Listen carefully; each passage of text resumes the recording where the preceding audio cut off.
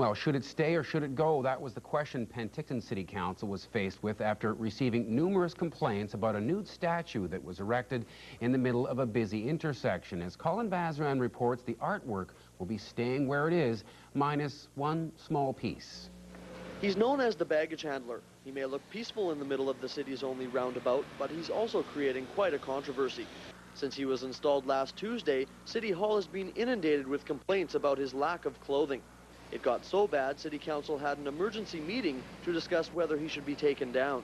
We've had numerous complaints from the public about this statue, and indeed I wanted to draw the attention of Council to the fact that, in my view, proper process had not been followed with respect to this.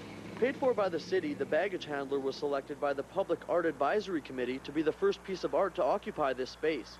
But the city's mayor says he had no idea the baggage handler would be wearing his birthday suit. Nowhere in the presentations that we had had to council was there any discussion of the statue being in the nude. We understood it was baggage and baggage handler and suitcases and flowers and suitcases come spring, but for some strange reason there was never any suggestion that the statue itself would be in the nude. Curtis Collins is the director of the art gallery in Penticton and also sits on the art advisory committee. Fearing some Penticton residents would react negatively over the naked statue, he asked the artist to cover up the genital area with a piece of metal before it was put on display. The metal hid the baggage handler's private parts, but that still wasn't enough for some people who complained the statue was too revealing. But regardless, the plate was removed. I had to negotiate with the artist to have this metal plate placed in front of its genitals, which I was uncomfortable with, as well as the artist. Prior to the meeting this morning, I, on my way to work, removed the metal plate because I thought if we were going to put this to the test, well, we might as well have the work of art in its true form. City Council voted in favor of keeping the statue in place as is, without his one piece of metal clothing, a move that some of the people we spoke to have no problem with. I don't care if he had an overcoat, his knickers, or nothing on.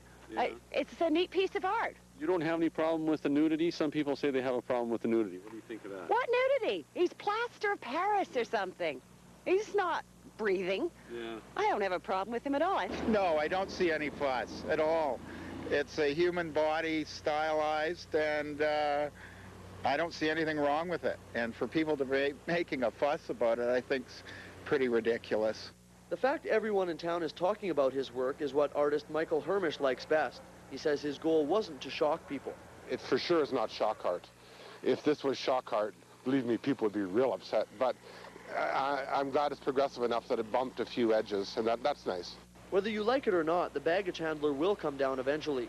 He's only scheduled to stay in the roundabout until September. In Penticton, Colin Bazran, CHBC News.